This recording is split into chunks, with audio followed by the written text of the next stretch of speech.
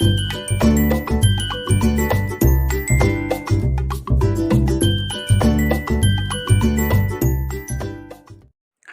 राधे, कैसे हो आप लोग। तो हमारा चल रहा है क्लास 7 का चैप्टर 2, जिसका नाम है न्यूट्रिशन इन एनिमल। इसका हमने एक पार्ट कर चुके हैं।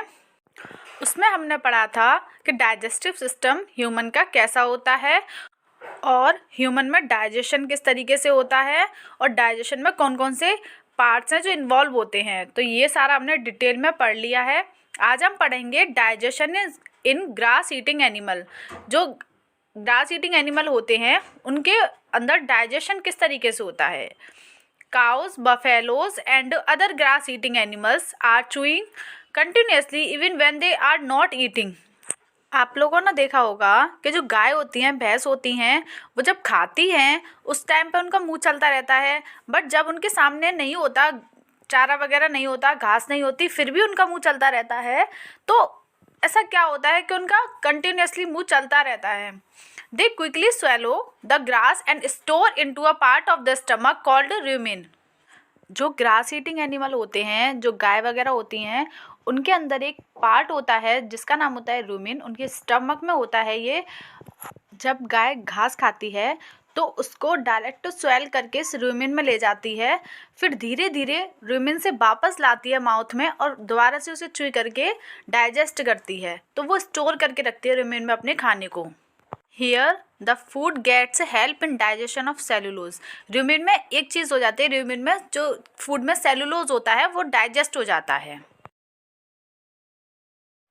Animal like horse's, rabbit etcetera have a large sac-like structure called cecum between the esophagus and the small intestine.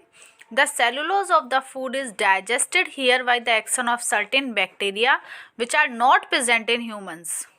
जैसे जो गाय वगैरह होती हैं उनमें तो रूमेन में सेलुलोज डाइजेस्ट होता है, बट जो हॉर्स होते हैं, रैबिट होते हैं, इनमें सीकम में सेलुलोज डाइजेस्ट होता है। और ह्यूमन ऐसी कोई चीज़ खाते ही नहीं है जिनमें सेलुलोज हो और वो डाइजेस्ट हो।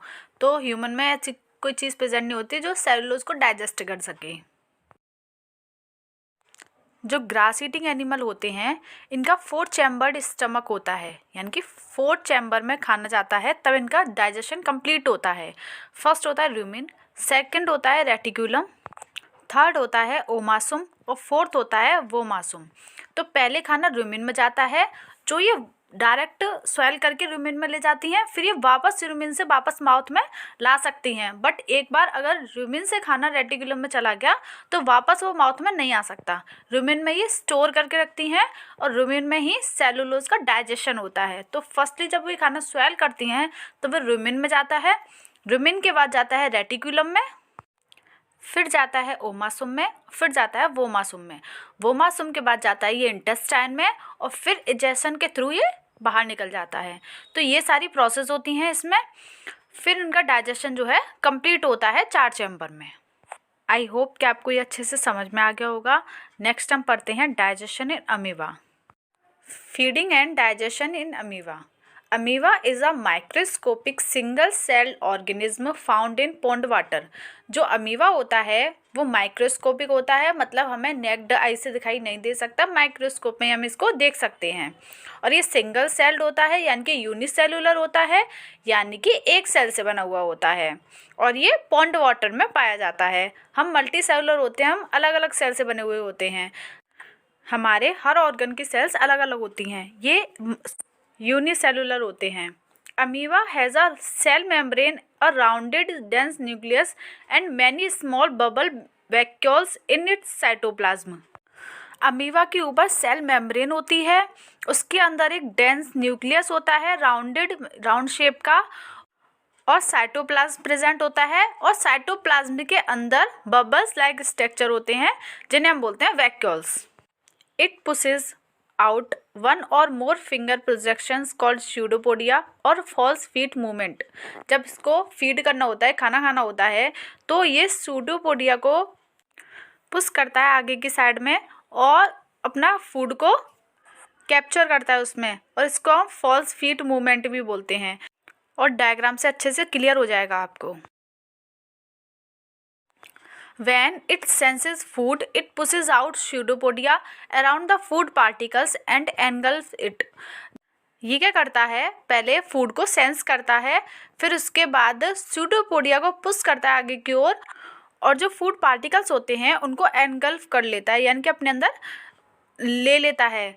The food becomes trapped in a food vehicles, और जो फूड है वो ट्रैप्ड हो जाते हैं फूड वेहिकल्स के अंदर.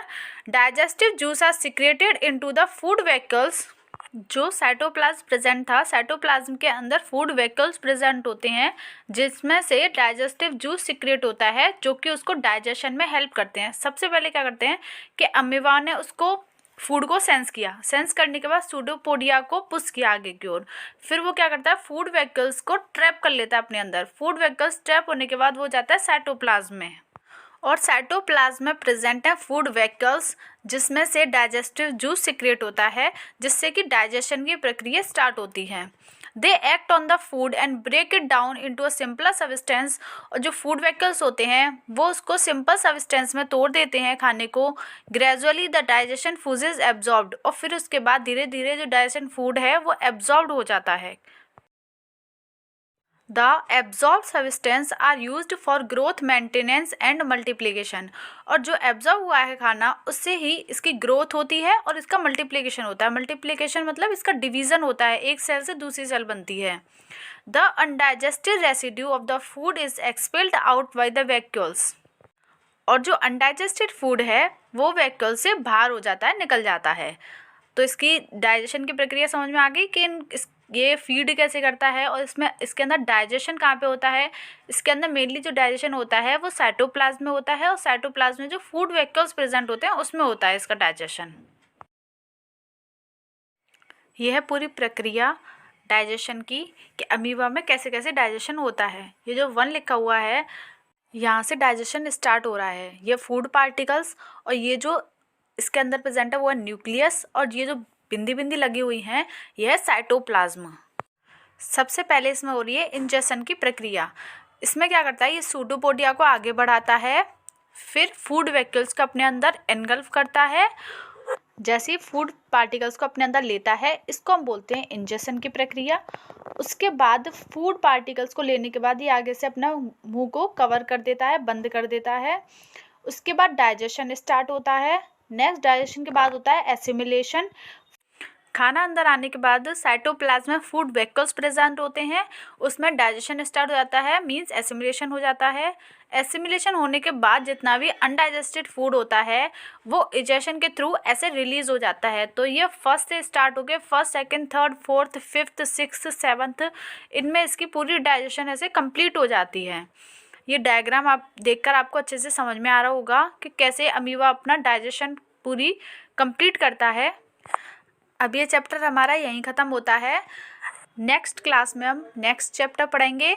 आई होप कि आपको ये चैप्टर अच्छे से समझ में आ गया होगा और ये वीडियो आपको अच्छी लगी होगी. Thank you.